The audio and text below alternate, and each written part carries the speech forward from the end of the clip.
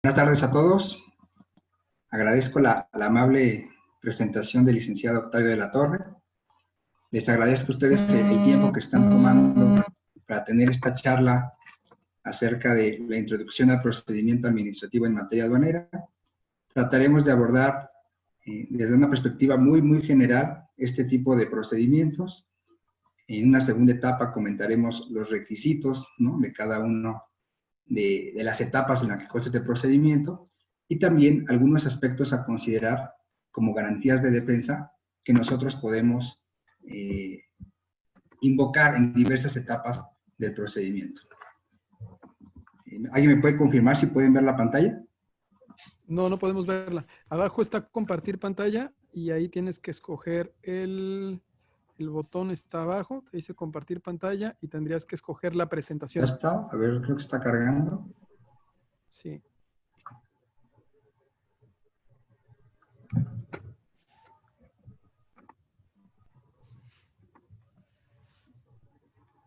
Ahora sí ya estás compartiendo la pantalla, te digo ahorita si ya se ve la presentación. Correcto. Todavía no se ve.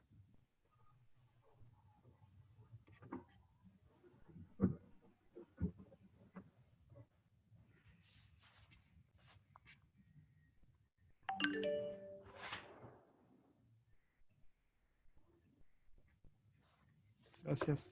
No se ve la presentación, se ve nada más la función de compartir pantalla. No sé si quieras dejar de compartir pantalla y volver a tratar de poner compartir pantalla. O en su defecto, si quieren hacerme llegar la presentación, la proyectamos nosotros. Disculpen, pero es como el enanito que siempre está ahí. Ahí ya se está compartiendo la pantalla. Ya está, ¿no? Ya se está compartiendo. No se ve completa. Ahora sí ya se ve completa y habría que poner en presentación con diapositivas. Exactamente, ya se ve bien.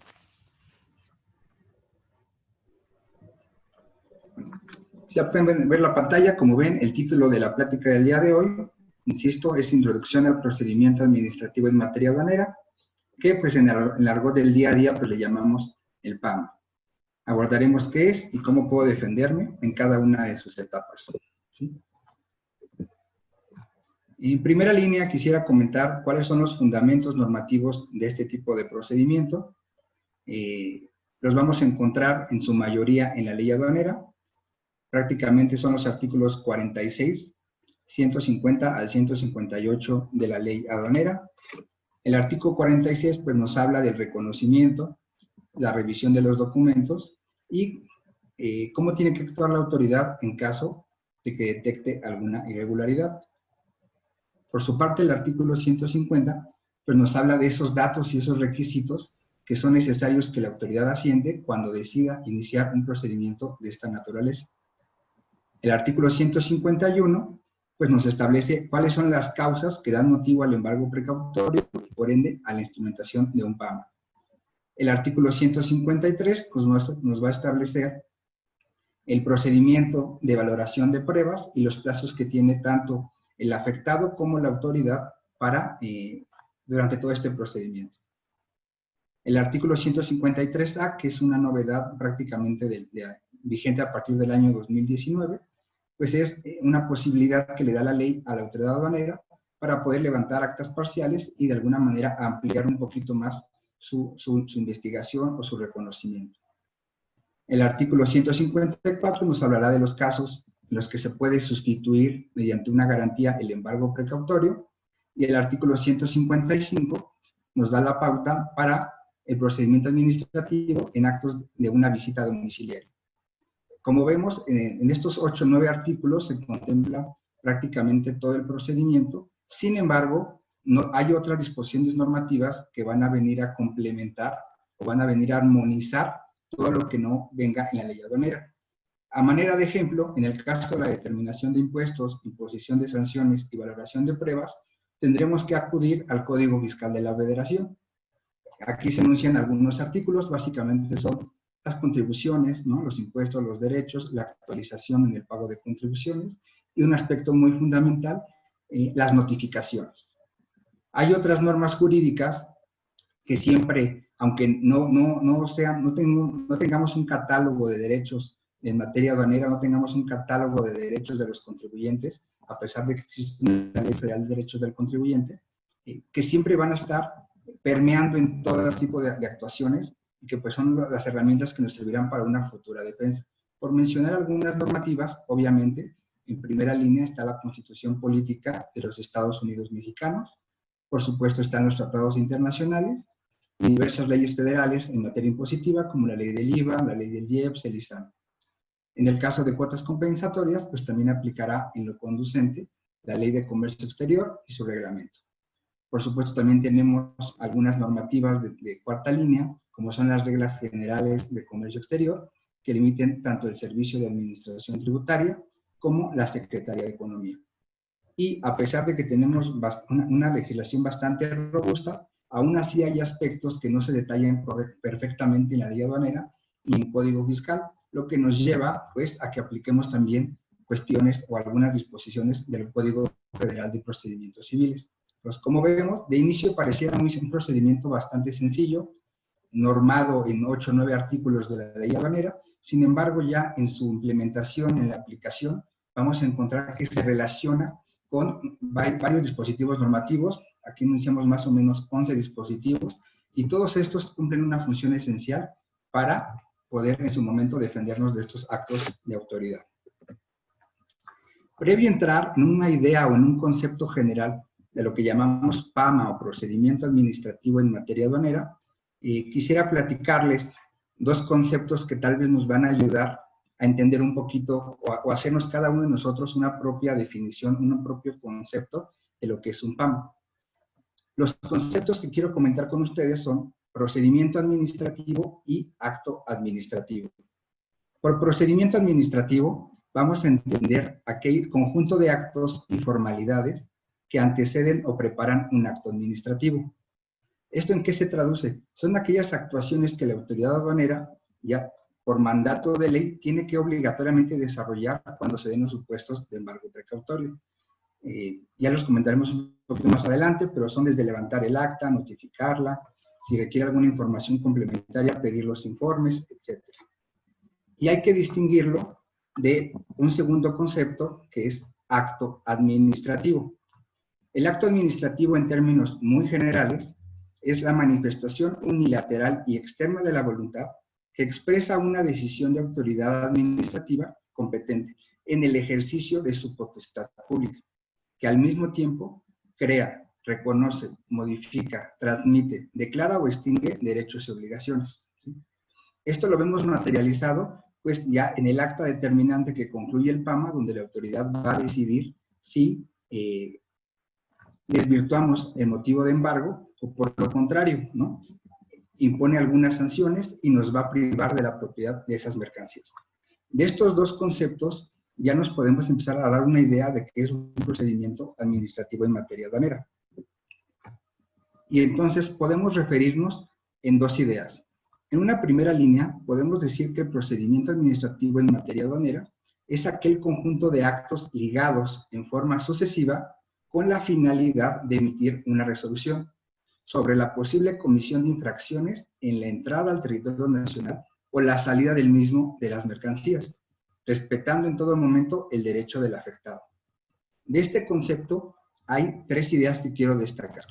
Que el procedimiento es un conjunto de actos ligados en forma sucesiva, es decir, que no se pueden interrumpir de manera voluntariosa o arbitraria.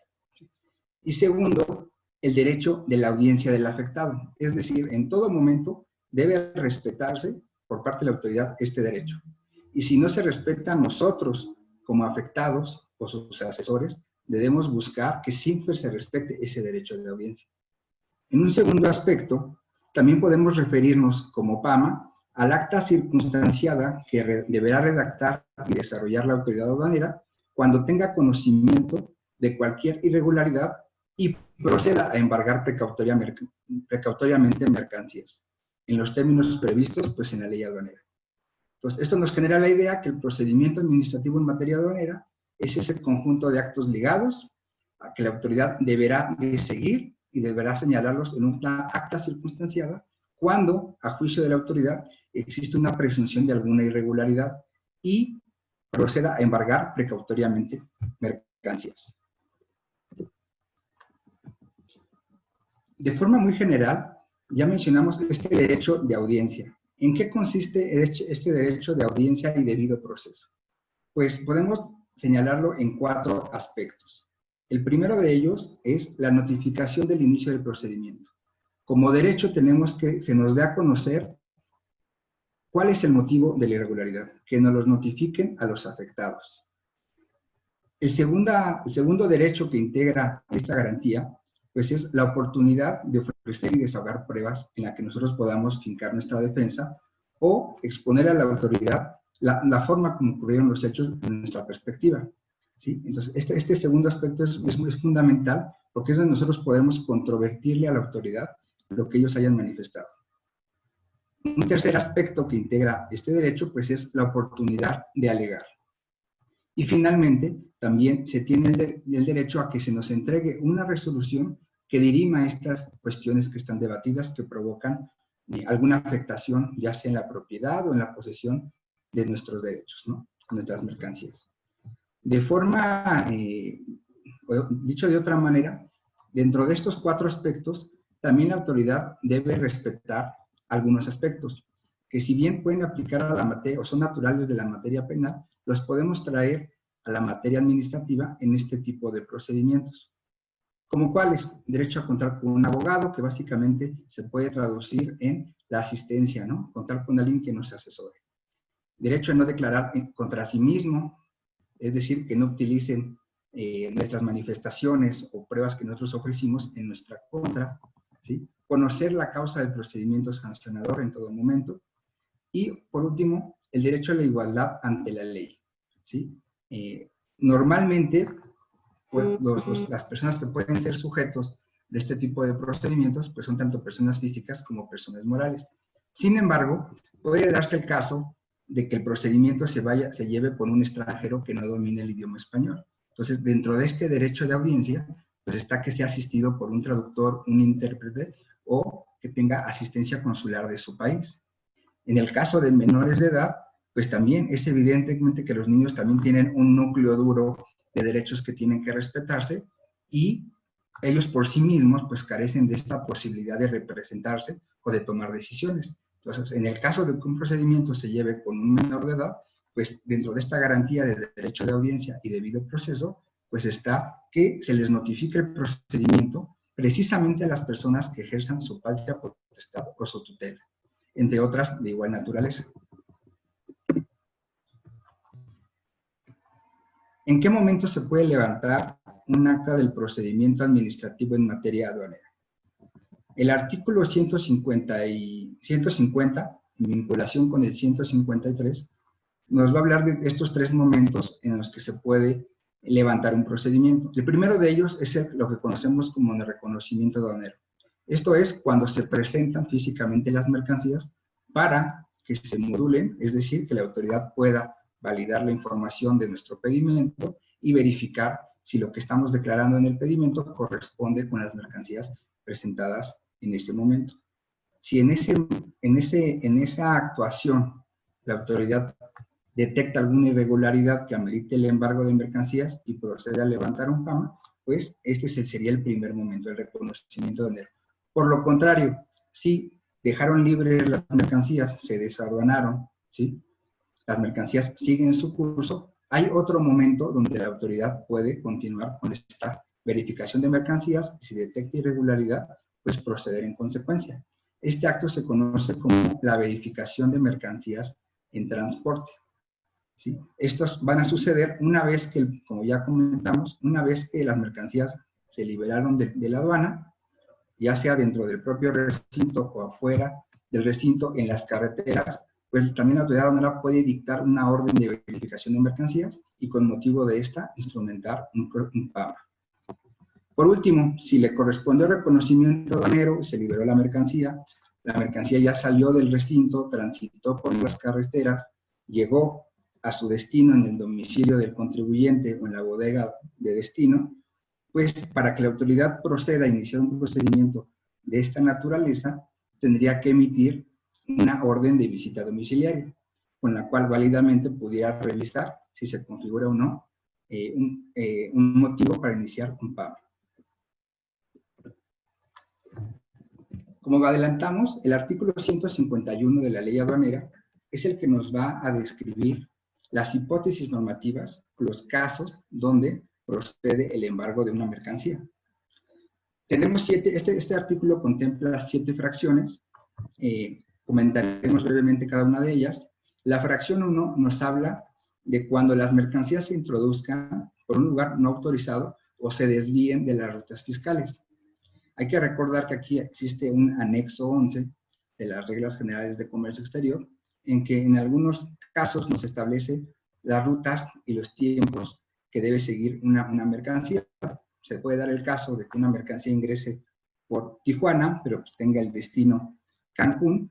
Pues en este anexo 11 vamos a encontrar cuáles son las rutas que debe seguir y los tiempos que debe seguir. Si no sigue este transporte esa ruta y la autoridad lo detecta, pues este es el supuesto donde la autoridad puede iniciar un acta de levantamiento del pago. En la fracción 2 se trata cuando son mercancías ya sea de importación o exportación prohibida o bien que estén sujetas a restricciones o regulaciones no arancelarias. Dicho en forma breve, que estén sujetas a un permiso de alguna dependencia o que tengan que dar un aviso previo. Si yo traigo una mercancía, vamos a llamar celulares, ¿no? Y esas por el tipo de celular está sujeto a que tú des un aviso a la, vamos a decir, a la institución de telecomunicaciones, ¿no? Y tú no lo presentas, pues te podían embargar la mercancía. En el caso de que tú traigas, por ejemplo, armas de las que sí se puedan comercializar, pero necesitas un permiso de la Sedena y no lo tienes, pues en este caso también podrán proceder al embargo de mercancías. También puede suceder que tú traigas mercancías, vamos a llamar discos, CDs o DVDs, ¿no? O USBs, que tengan alguna cuota compensatoria, y entonces tú estás omitiendo el pago de estas cuotas compensatorias, pues también va a ocasionar que se proceda con el inicio del pago. En la fracción tercera, nos establece que también procede cuando no se acredite con la documentación aduanera correspondiente que las mercancías se sometieron a los trámites previstos en esta ley, la ley aduanera, o cuando no se acredite su legal estancia o tenencia, o se trate de vehículos conducidos por personas no autorizadas. Este es el caso típico, sobre todo en la frontera, en Tijuana. La comunicación es muy, o la interacción con Estados Unidos, pues es muy estrecha. Entonces, hay muchos casos donde los vehículos transitan entre la frontera, entre México y Estados Unidos, pero resulta que quien conduce el vehículo, pues no es de los que esté autorizado, o sea, no es un, no tiene la autorización, no acredita su calidad de extranjero. Pues si el vehículo es conducido por un mexicano, pues daría lugar a que se instrumente este procedimiento administrativo. En la fracción cuarta, nos establece que cuando con motivo del reconocimiento aduanero o de la verificación de mercancías en transporte, la autoridad detecte mercancía no declarada o excedente en más de un 10% del valor declarado. Lo podemos poner en términos simples. Si yo traigo 1000 piezas que me costaron $10, sin embargo, en la revisión la autoridad detecta que traigo 1453 piezas, es evidente que el excedente o no declarado pues rebasa este valor, con lo cual va a meritar que la autoridad inicie un procedimiento administrativo en materia aduanera. La fracción quinta del artículo 151 nos señala que cuando se introduzcan vehículos al recinto fiscal y que no tengan el pedimento de importación que corresponda. Esto también va a meritar, ¿no? Pues el embargo de las mercancías. Aquí es importante también hacer un comentario en el sentido de, normalmente o tradicionalmente las operaciones de comercio exterior, pues el importador no es el que hace la presentación física de las mercancías, sino que pueden intervenir otros sujetos, como quienes pueden ser pues, el agente aduanal, los dependientes del agente aduanal y el transportista. Entonces, aquí hay que fijarnos muy bien al momento en que la autoridad levanta un acta de este tipo y eventualmente cuando dicte una resolución, ¿a quién le está atribuyendo la responsabilidad? La fracción sexta nos establece que también procede el embargo cuando la denominación o razón social o el domicilio de tu proveedor en el extranjero sea declarado que no lo pueden localizar o cuando el domicilio es inexistente o los datos que tú estás declarando son falsos. En este caso, sucede a veces mucho con el tema de importación de vehículos. La autoridad realiza una investigación previa y ya detecta, ya revisó a lo mejor, emitió algunos oficios consulares, o tal vez realizó una visita al extranjero y no pudo localizar al proveedor que emitió una factura de ese vehículo. A lo mejor sí lo localizó, pero en la razón que le dieron del consulado, los datos no son precisos, tal vez el número no era igual, o tal vez la calle era distinta, ¿sí? Entonces, en estos casos, la autoridad puede presumir que los datos que tú asentaste en el pedimento son falsos o que el domicilio, como no lo localizó, pues va a provocar que cuando tú realices una operación de ese proveedor, te embarguen las mercancías y tú tendrás que probar, en consecuencia, que sí existe el domicilio o el momento de la operación, o bien que los datos que declaraste sí son fehacientes. Tú tienes documentación que acredita que esos son los datos correctos, ¿sí? En este caso, es importante mencionar que la autoridad aduanera requiere forzosamente una orden, no solamente de la aduana, sino de quien realizó esta investigación. Normalmente, en la mayoría de los casos, estas actas se emiten en la Ciudad de México, por una unidad que se llama Administración Central de Investigación Aduanera, que es la que se realiza, es la que se encarga de realizar esta investigación y determinar si puedo localizar al contribuyente, al proveedor extranjero, o si los datos que tú declaraste en esos pedimentos son correctos. En la fracción 7 también procede el embargo cuando lo que tú declares en el pedimento sea inferior en 50% más al valor de transacción. Aquí ocurre mucho en los casos de textiles.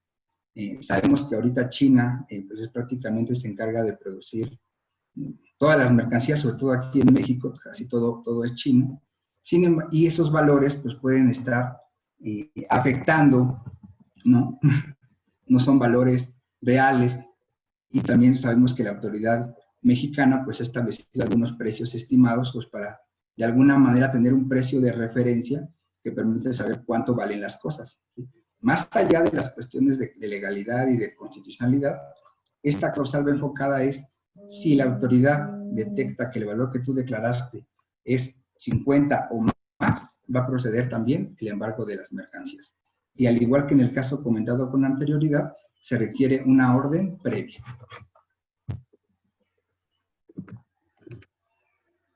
Como vemos, las actuaciones dentro del procedimiento, si las podemos agrupar, serían las siguientes. La autoridad está obligada a iniciar el procedimiento. ¿Qué quiere decir esto? Ya comentamos cuando hablamos de procedimiento administrativo y cuando hablamos de acto administrativo, es una manifestación exterior de la voluntad de la autoridad. Entonces, si está detectando una irregularidad, pues tiene que iniciar el procedimiento. Algunos que se dediquen a esto ordinariamente en una agencia aduanal, tal vez se identificarán con el siguiente ejemplo. Puede darse el caso, hoy es viernes,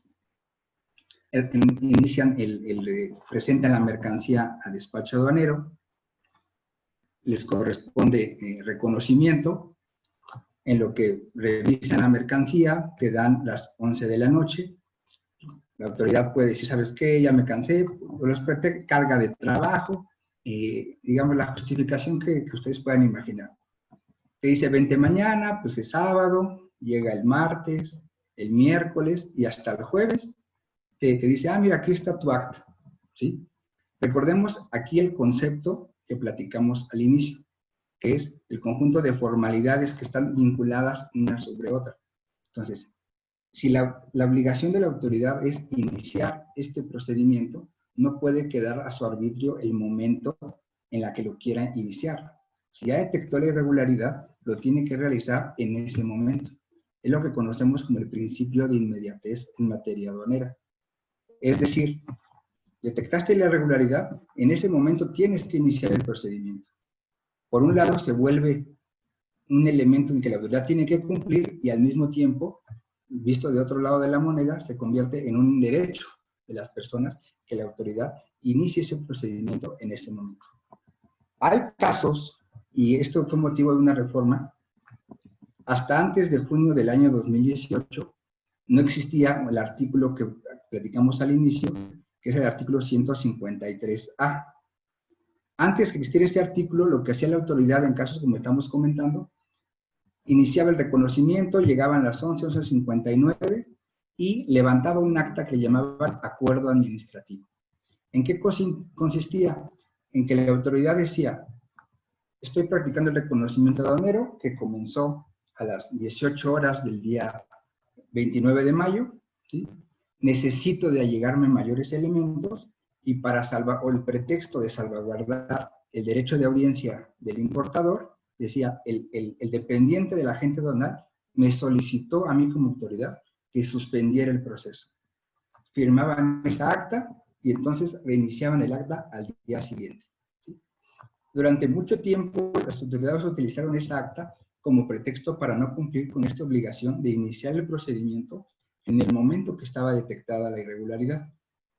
Esto fue motivo de diversas resoluciones en tribunales que evidentemente declararon ilegal esa actuación precisamente porque no hay un fundamento legal para que pudieran acordar, ¿sí? Y aquí recordamos también, mencionamos que hay cosas que la ley aduanera no establece, pero tenemos un artículo que es el artículo 6 del Código Federal de Procedimientos Civiles, dice que los procedimientos no son renunciables. Entonces, si este inicio del procedimiento es una obligación de la autoridad, al mismo tiempo es un derecho del particular que la autoridad inicie ese procedimiento. Sin embargo, esto sufrió una reforma en junio de 2018, que comenzó su vigencia en enero del 2019, a través de este artículo 153A. ¿Qué dice este artículo?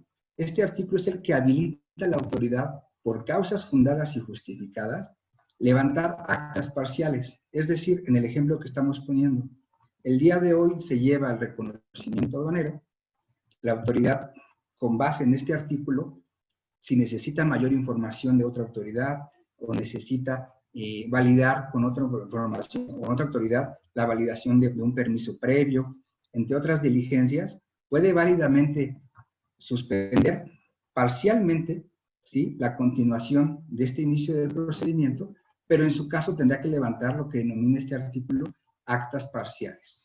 Es decir, en esta acta parcial tendrá que señalar cuál es la justificación que la aduana en ese momento en la que está sustentando, por la cual no puede continuar con el procedimiento y necesita mayor tiempo. En este caso que ponemos, pues se levanta esta acta y la autoridad tiene hasta 5 días hasta 5 días, no es que tenga 5 días, hasta 5 días para continuar. Es decir, pues puede levantar el acta parcial hoy, puede levantar una segunda acta parcial mañana, otra el domingo, otra el lunes. El martes tendría que resolver ya la situación y decir si prevalece o no. ¿Qué pasa?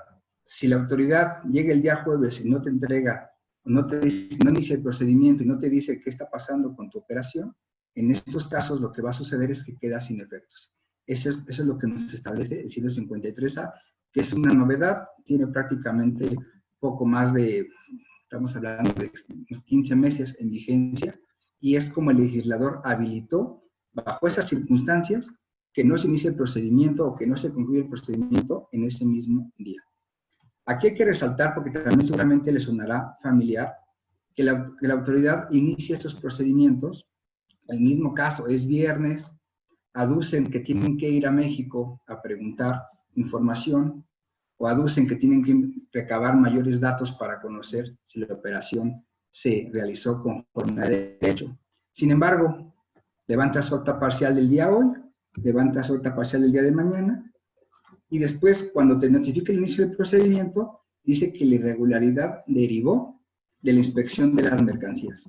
Entonces, como vemos, ahí se rompe esa justificación, porque la autoridad, primero, cuando te levantó el acta parcial, dijo que necesitaba mayores elementos y que necesitaba pedir información a otras autoridades. Sin embargo, cuando ya te levanta el acta de inicio y te la entrega, dice que la irregularidad derivó de la inspección de las mercancías. Entonces, ahí no hay congruencia entre el motivo de justificación. ¿Por qué lo resalto? Comentamos, el inicio del procedimiento se vuelve una obligación para ellos y un derecho para los importadores. Y aunque exista este artículo 153A que le habilita a levantar actas parciales, estas actas parciales deben de estar justificadas.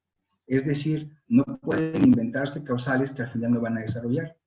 Si insisto en el mismo ejemplo, si aquí señaló como motivo para levantar el acta parcial que requería información de la Administración Central de Investigación Aduanera u otra autoridad, ¿sí? Pero al final la irregularidad consistió en el embargo porque había un excedente, pues es evidente que no hay congruencia, ¿no? Entonces, este es un primer elemento que nosotros tendremos que fijarnos, porque este inicio de procedimiento se vuelve una garantía. Una segunda actuación dentro del procedimiento es la notificación del inicio del PAMA. Recordemos también aquí, o retomemos lo comentado con anticipación. Normalmente el importador no es el que presenta las mercancías al despacho. Siempre lo hace por conducto de su agente aduanal, pero tampoco es el agente aduanal el que va y presenta las mercancías. Tiene un equipo de personal habilitado que es el que lo coadyuva con esas actuaciones. Entonces, muchas veces, o la mayoría de las ocasiones, este PAMA se va a notificar a través de esos dependientes autorizados. Aquí es muy importante ver cuáles son las obligaciones de cada una de las partes. Recordemos que aquí pueden intervenir el importador, el exportador, el transportista, el agente aduanal y sus dependientes. Entonces es muy importante saber a quién se le notifica. Como tercera actuación, la autoridad tiene la obligación de recibir las pruebas, valorarlas y desahogarlas. Es una trilogía, por llamarlo de alguna manera.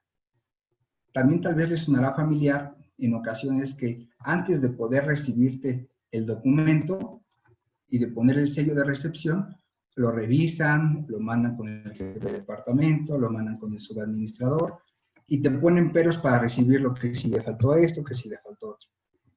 Ese no es el momento en el que se tiene que valorar el escrito. Ellos están obligados a recibir esa documentación. Y si esa documentación, obviamente tú estás ofreciendo pruebas que pueden ser de distinta naturaleza. Pueden ser documentales públicas, puede ser como sería un poder, como sería un permiso, documentales privadas, puede ser un contrato, puede ser un comprobante de pago, o puedes ofrecer otro tipo de pruebas, como sería un dictamen de clasificación, puedes ofrecer un dictamen contable, dependiendo de la irregularidad. Entonces, la autoridad tiene que valorar esas pruebas. Y si alguna requiere un desahogo, tú estás pidiendo una compulsa de un documento que está en poder de una autoridad, pues tiene que desahogar esa prueba.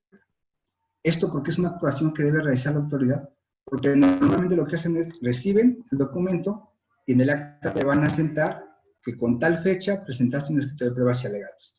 Inmediatamente después te imponen las sanciones. Es decir, no cumplieron con estas tres condiciones. Te recibieron el documento, pero no lo valoraron ni desahogaron las pruebas.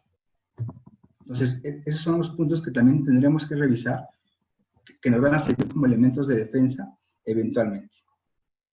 También, como una actuación, es la emisión de una resolución que resuelve el procedimiento, ¿sí?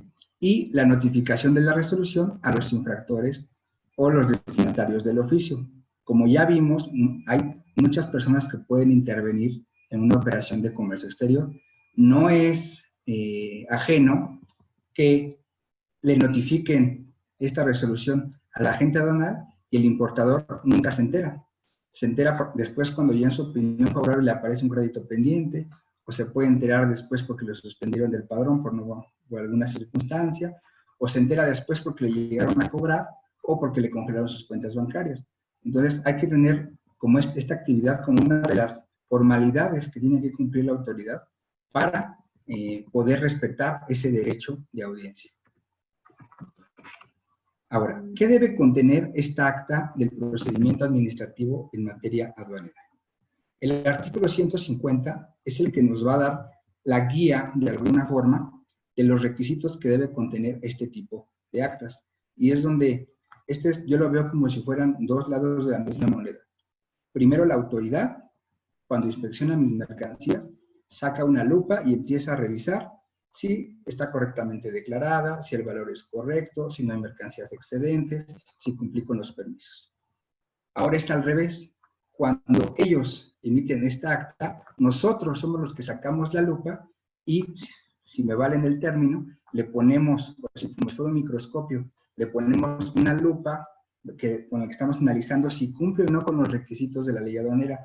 Y como comentamos al inicio, si nos ponemos más estrictos, cambiamos la lupa y le ponemos la lupa de la Constitución para verificar si efectivamente el acto está fundado y motivado, si en este caso, el primer requisito, si se identificó. Recordemos que estamos en presencia de actos de autoridad, de actos que nos están afectando de alguna manera o nos están restringiendo. En el caso de PAMA, lo que pretende es embargarnos la mercancía. ¿Esto en qué se traduce? En que en ese momento nos están limitando el derecho de propiedad, limitando el derecho de poseer y disponer libremente de esa mercancía. Entonces, es en este momento donde nosotros vamos a sacar la lupa y así como ellos revisaron si declaramos correctamente o no, nosotros aquí vamos a poner la lupa de la siguiente manera. Tendremos que revisar que el acta venga la identificación de la autoridad que lo practica. La autoridad, así como también intervienen varias personas como el agente aduanal, los transportistas y demás, también las autoridades tienen diferente personal con diferentes características, diferentes calidades, diferentes facultades. Entonces, esta identificación no es meramente sacar tu credencial y decirte, mira, tú ya viste que traes sellitos, traes su foto y se acabó, ¿no? En esta no es tan simple la identificación. ¿En qué consiste la identificación? Deben señalar su fotografía, el nombre completo de las personas que están levantando esa acta, el carácter con el que lo hacen, si es el jefe de departamento, si es el subadministrador, si es el oficial de comercio exterior, si es el administrador de la aduana, ¿sí? Debe señalar expresamente cuál es el oficio que lo habilita a practicar esa diligencia. Es decir, quién lo habilitó, fue un oficio que dictó el administrador general de aduanas, fue un oficio que dictó el administrador de la aduana de Tabasco, el administrador de la aduana de Guadalajara, ¿sí? Debe señalarse la fecha de vigencia, la fecha de inicio y la fecha de fin de vigencia. Debe señalarse cuándo se expidió ese documento, ¿sí? Entonces, como vemos, este requisito es muy importante porque no bastaría con que señalaran David Roberto Morales Juárez en su carácter de jefe de departamento. No valdría, tenían que señalar todos estos datos que acabamos de comentar. Y es donde nosotros vamos a poner la lupa para verificar que efectivamente quien está levantando el acta es quien dice ser y representa a la autoridad que dice representar. No bastan simplemente los sellos y las firmas para darle total validez, porque son elementos que nosotros podemos controvertir con posterioridad. Un segundo requisito que debe contener esta acta es que la autoridad está obligada a señalar los hechos y circunstancias que motivan el inicio del procedimiento, ¿sí? Entonces, en este caso, vamos a poner un ejemplo que también seguramente les sonará familiar. Hay un artículo que es el 144 de la ley aduanera que establece 35 fracciones, cada una con facultades diversas que tiene la autoridad aduanera. Y una de ellas, la que ocupan, o que yo he visto mucho en la práctica, que ocupan de forma recurrente, es que dicen ellos tienen la facultad de inspeccionar permanentemente y vigilar permanentemente las mercancías en el recinto y los medios de transporte. Entonces, a veces levantan actas y dicen, es que yo te miré sospechoso, ¿sí? Revisé la mercancía y detecté, vamos a poner el caso de excedente de mercancías. Y la autoridad está sustentando el levantamiento de esta acta en el artículo 144 de la ley aduanera. Entonces, como vemos, los hechos y las circunstancias, la autoridad tendría que señalarnos expresamente cómo se dio cuenta de esa irregularidad, cuál fue lo sospechoso. Las circunstancias estaban dentro del recinto, fuera del recinto, la hora de inicio, ¿sí? Entre otras circunstancias. Pues esta parte parece muy sencilla, pero es de las más importantes. Porque si no, nosotros no se cumpliría con uno de los elementos que comentamos al inicio, es que me den a conocer el motivo de la irregularidad. Entonces, no bastaría con que la autoridad sostuviera que yo, con el ejercicio de la fracción 9 del artículo 144, estaba vigilando permanentemente las instalaciones y me percaté que este medio de transporte lo revisé y detecté un excedente de mercancías, ¿sí? Entonces, aquí es muy importante nosotros fijarnos. ¿Y por qué se vuelve importante? Porque no es el importador el que está ahí, tampoco es el agente aduanal. A veces se entienden con el chofer, y el chofer pues se dedica a trasladar la mercancía del punto A al punto B, no es un experto. Pero es importante que por lo menos este transportista, pues al momento que le den la lectura, pues vea si efectivamente sucedieron las cosas como dijo la aduana, ¿sí? Hay otro caso. ¿Qué pasa cuando el acta del PAMA no se levanta en el reconocimiento aduanero, sino que se levanta con motivo de una verificación de mercancías en transporte? En este caso, difícilmente la autoridad va a revisar las mercancías, pues afuera de la garita, no cuenta con los espacios suficientes y se pone en peligro o en riesgo la mercancía, ¿no? Entonces, ¿qué necesitaría? Llevarla o trasladarla de nueva cuenta a la aduana para realizar esta inspección. Entonces, para cumplir con este requisito, pues la aduana o la persona que esté levantando esta acta debe señalar exactamente esos hechos. A qué altura, el nombre de la vialidad, la hora, ¿sí? ¿Por qué decidió trasladarlo? Todos estos hechos y circunstancias. Si no lo hace así, se vuelve un elemento de defensa con posterioridad para el afectado. Un tercer requisito es la descripción, naturaleza y demás características de las mercancías. En la mayoría de los casos, lo que hace la autoridad es literalmente copia la descripción que nosotros hacemos en el pedimento y la traslada a esta acta.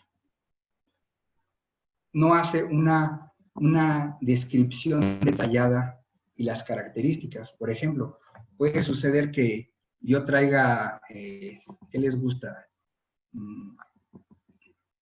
Una mercancía que venga desarmada. Y entonces, como viene desarmada, obviamente tiene muchas piezas. Y la autoridad, al momento de levantarte el acta, nada más te pone la descripción de la mercancía en el acta y te dice, detecté un excedente de mercancías de 4.352 piezas. Uno, cuando revisa esas actas, dice, oye, no me estás describiendo cómo venían empacadas, cómo llegaste a la conclusión, qué mercancía era, qué naturaleza, ¿sí? Si venía empacada, si venía por piezas, si venía, venían 5 piezas en cada cajita, o venían 10 piezas en cada cajita. Entonces no me está dando las características, yo no puedo saber a ciencia cierta lo que sucedió. Recordemos que esa acta yo no estuve presente, entonces lo mínimo como que debe contener esta acta es la precisión y descripción de estas mercancías. Como cuarto punto es la toma de muestras. ¿Qué sucede en los casos que la autoridad decide, porque la mercancía resultó, a su juicio, de difícil identificación, y entonces necesita allegarse de elementos que le ayuden a determinar las características de esa mercancía? Entonces, también deberá señalar, normalmente en un cargamento pueden venir diversas mercancías, sobre todo cuando se tratan de químicos. Si la autoridad no describe con puntualidad de dónde tomó esta muestra y las características del empaque, la descripción de la mercancía, esto me va a generar pues incertidumbre, porque yo no voy a saber si yo traía algún químico o traía 3 o 4 químicos en ese pedimento, yo no voy a, y si la autoridad no me dice de dónde sacó esa muestra, pues obviamente yo voy a estar en incertidumbre, porque la autoridad también es humana, es falible, puede cometer errores. Entonces, lo mínimo que se le puede exigir es que detalle perfectamente de dónde obtuvo esas mercancías, cuál es incluso soporte fotográfico, describir las etiquetas para yo tener la certeza que la muestra que tomó sí corresponde a la mercancía. Otro elemento muy importante es que en el acta se debe señalar que se requirió al interesado para que designe testigos, ¿sí? Y señale un domicilio para recibir notificaciones. Normalmente lo que sucede que es, pues está el transportista y está el personal del agente aduanal.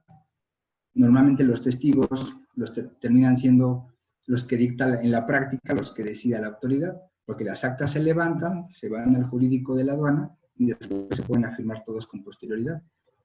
En ese momento siempre la recomendación que se hace es capacitar constantemente a los dependientes y que tengan permanente comunicación, porque muchas veces el acta se levanta un día y le entregan otro día, sin embargo todos están firmando es que ocurrió los hechos hacia el pasado. En el ejemplo que estamos poniendo ahorita, si hoy se levanta esta acta, por algún motivo no se concluyó, las mercancías se quedan en resguardo de la autoridad y les entregan el acta 3 días después, el 3 de junio, y citan a las personas en el jurídico y firman y ven que el acta está fechada el día viernes 29 de mayo. Entonces, hay la recomendación ahí, pues tú firmas bajo protesta porque los hechos no ocurrieron de esa manera. Entonces, precisamente lo que pretende salvaguardar esta disposición es que los testigos también perciben a través de sus sentidos cómo sucedieron las cosas, pues le den cierta validez a las actuaciones de la autoridad. Pues aquí es muy importante que esos testigos, pues nada más se firmen lo que sea, sino que se den cuenta de si las cosas están sucediendo como dicen que sucedieron. Finalmente, también un requisito que debe contener esta acta es señalarle que tiene con un plazo para tratar de desvirtuar lo que se está sentando en esta acta. Este plazo es de 10 días hábiles a fin de que presente pruebas ante la aduana. También hay un caso cuando el embargo se genere con motivo de inexacta clasificación, ya comentamos el tema de la toma de muestras, hay una oportunidad de defensa en ese momento, que es ofrecer que se celebre una junta técnica. Por conducto del agente aduanal se ingresará un escrito, una petición, donde se pide a la aduana, yo tengo elementos para sostener que la fracción que se declaró es la correcta, entonces puedo ofrecer en esta junta técnica para darle mayores elementos a la autoridad para que le permitan entender que la mercancía sí está correctamente clasificada. Y finalmente, nos deben entregar una copia de esta acta de inicio. A partir de ese momento, nos vamos a entender como notificados y tendremos nuestros 10 días hábiles para ofrecer estas pruebas. En esta lámina, todo lo que estamos platicando, lo podemos visualizar aquí de izquierda a derecha, cada una de las etapas que va a seguir o que debe seguir este procedimiento. En el primer círculo, donde viene el logo del SAT, del lado izquierdo, tenemos que una vez que se levante el acta con los requisitos que acabamos de comentar, de acuerdo con el 153, me tiene que otorgar un plazo de 10 días hábiles para presentar mis pruebas y formular mis alegatos, obviamente, en respeto de este derecho de audiencia. Y tenemos nuestros 10 días. Aquí es muy importante. La ley aduanera no nos dice en qué momento surten efectos las notificaciones. Entonces tendremos que recurrir, como comentamos al inicio, al Código Fiscal de la Federación. El Código Fiscal de la Federación nos señala que las notificaciones surten efectos al día siguiente en que se realizaron. Si hoy me están levantando el acta y me las están notificando, esta acta levantada el día de hoy va a surtir efectos al día hábil siguiente. Esto es el día lunes, ¿sí? 1 de junio. Y como mi plazo de 10 días hábiles es a partir del día siguiente en que surte efectos, mi día 1, en este ejemplo, sería el día 2 de junio, ¿sí? Por lo cual, mi plazo de 10 días fenecería el día 16 de junio, ¿sí? Vemos el segundo círculo en azul, se presentan las pruebas alegatos dentro de esos 10 días y nos dice el artículo 153, se entenderá por integrado el expediente al día siguiente en que fenece el plazo que nos otorgó la autoridad. En el ejemplo que estamos poniendo,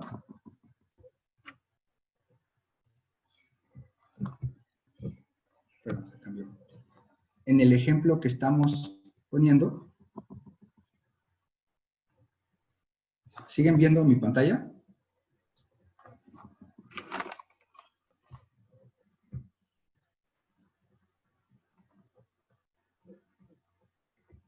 ¿Me pueden confirmar si siguen viendo la pantalla, por favor?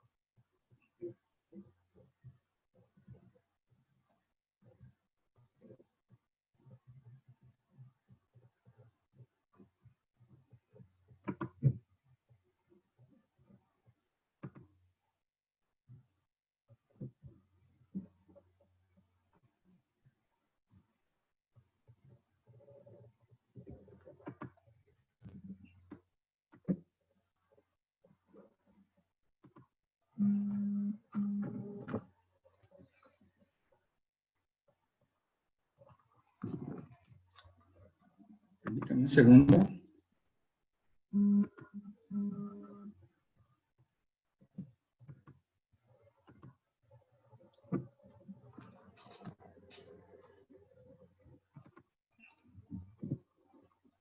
¿Ya la pueden ver otra vez? Sí, Lex, sí se ve. Sí, ok, correcto. No sé qué pasó, pero bueno. Entonces, retomando. Pasan los 10 días. El artículo 153 nos dice que al día siguiente en que vence el plazo de 10 días, se entenderá por integrado el expediente, que es el tercer círculo de izquierda a derecha. Una vez que se integre el expediente, la autoridad ya está en posibilidad de emitir una resolución. Entonces nos dice que la autoridad cuenta con un plazo de 4 meses a partir del día siguiente en que se encuentre integrado el expediente. En el ejemplo que estamos poniendo, hoy nos levantan el acta, ¿sí? Nuestros 10 días fenecen el 15 de junio, se entenderá integrado el expediente al día siguiente, esto es el 16 de junio, y el plazo de los 4 meses que empieza a correr a partir del día siguiente en que se integra el expediente. Esto sería el día 1, sería el día 17 de junio. Los 4 meses se cuentan de momento a momento, entonces la autoridad tendría hasta el 17 de octubre para emitir y notificarnos la resolución. Recuerden que eso es un derecho de garantía de audiencia. Nos deberá notificar esta resolución en la que concluye el procedimiento, nos resuelva el procedimiento. Esta resolución puede tener dos sentidos. Se desvirtúa la causal de embargo, la autoridad deberá entregarnos las mercancías y se entenderá por concluido el procedimiento. Caso contrario, la autoridad determinará que el embargo queda firme, que las mercancías pasan a propiedad del fisco federal y determinará el crédito fiscal. No es materia de esta plática, pero nos adelantamos un poquito. Contra esa resolución podemos interponer medios de defensa, que son el recurso de revocación y el juicio de nulidad. Este es el esquema que seguiría. Recordemos que hay 3 momentos, en lo general, donde se puede levantar un acta de PAMA. Entonces, este es el procedimiento que se seguiría en los casos que proceda cuando hay sean reconocimiento aduanero o de verificación de mercancías en transporte. En la siguiente lámina lo que podemos ver es cómo procede el levantamiento del acta cuando deriva de un acto de fiscalización de la autoridad. Me refiero a la visita domiciliaria, ¿sí? En este caso, el procedimiento principal es la visita domiciliaria y tendrá que cumplir con los requisitos del Código Fiscal de la Federación, del 42, el 46, etc. ¿Sí? El 50. Entonces, se notifica el acta, igual el esquema está de izquierda a derecha. Se notifica el acta de inicio o la orden de visita domiciliaria. Se levanta la primera acta donde se le solicita documentación al visitado y si con motivo de esta visita la autoridad encuentra mercancías de comercio exterior o que presume ellos que son de importación o de procedencia extranjera, pues te podrá pedir la documentación aduanera que acredite que están legales en el país, que se sometieron a los trámites de despacho aduanero. Si no podemos acreditar en ese momento ante la autoridad que las mercancías que ellos señalaron no se sometieron a los trámites de despacho, entonces surgiría un mini procedimiento, que vemos en la línea morada, que es esa misma acta con la que se está iniciando la visita, también sirve de acta de inicio del PAMA, y entonces comparte las mismas reglas ya comentadas. Nos notificarán esta acta, nosotros tendremos al igual 10 días hábiles siguientes a que surte efectos la notificación para formular nuestras pruebas. Igualmente aplicamos lo que ya platicamos. El Código Fiscal, si nos está notificando el acta de visita el día de hoy, igualmente surtiría efectos al día del siguiente, que sería el día lunes. ¿Sí? Igualmente, al igual que ya platicamos, concluidos los 10 días, al día siguiente se entenderá integrado el expediente y a partir del día siguiente en que se tenga integrado, la autoridad tendrá los 4 meses para resolver este procedimiento, ¿sí?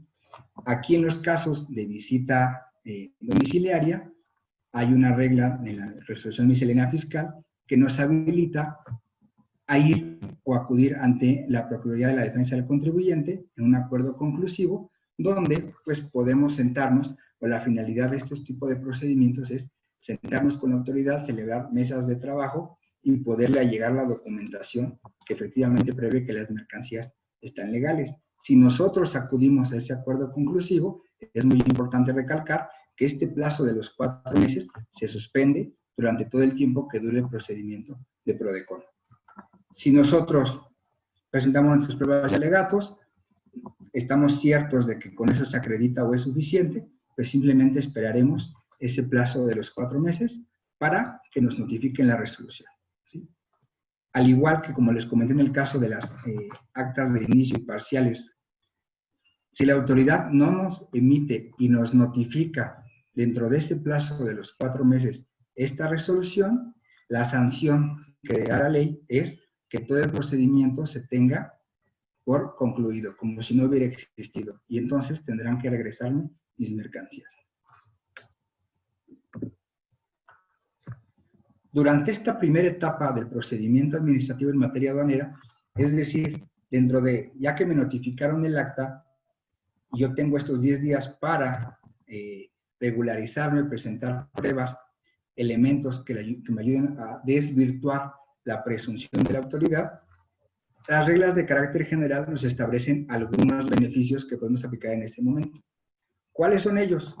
Uno de los beneficios es cuando se trata de infracciones de las fracciones cuarta, sexta y séptima, que se realicen durante el reconocimiento aduanero y no se aplique otra causal de embargo precautorio, nosotros tenemos el derecho de garantizar, ¿sí?, la omisión de contribuciones y las multas a través puede ser un depósito, ¿no?, en dinero.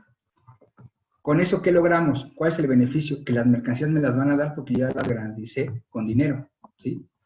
Eso no quita que yo todavía pueda, dentro de este plazo legal, seguir ofreciendo pruebas. Este beneficio lo que me va a dar es únicamente que las mercancías, sustituir las mercancías con dinero para que puedan seguir su curso. Obviamente, dependiendo de las cantidades, pues es una decisión prácticamente de negocios que deberán valorar si se procede, si se adecua a su tipo de empresa o no. En este caso, una vez que si la autoridad me acepta la garantía, me libera, dentro de este plazo de mis 10 días, yo puedo desvirtuar la irregularidad. Si se desvirtúa la irregularidad, pues obviamente esa garantía queda sin efecto.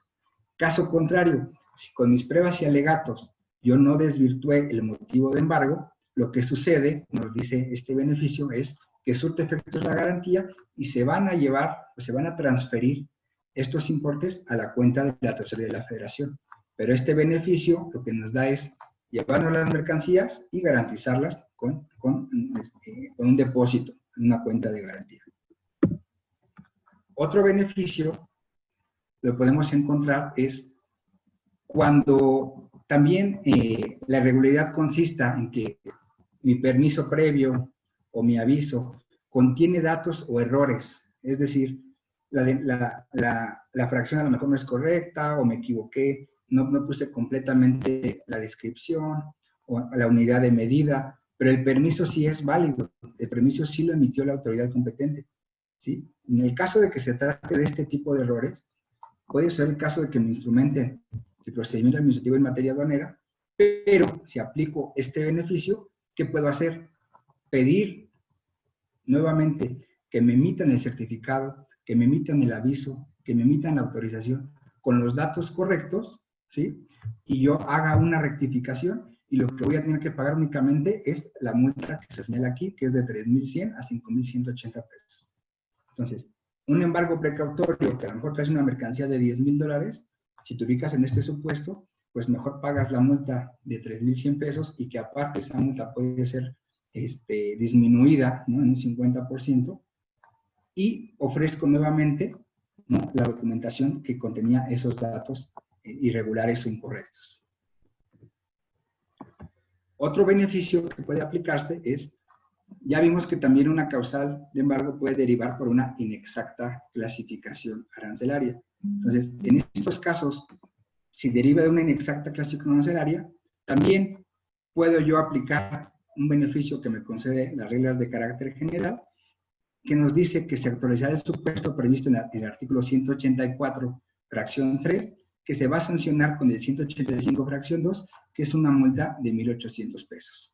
¿Sí? Obviamente, debo de cumplir con ciertas condiciones para aplicar estos beneficios. ¿Cuáles son estas condiciones?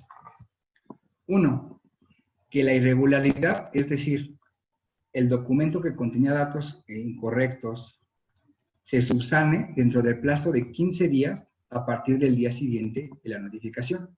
¿Sí?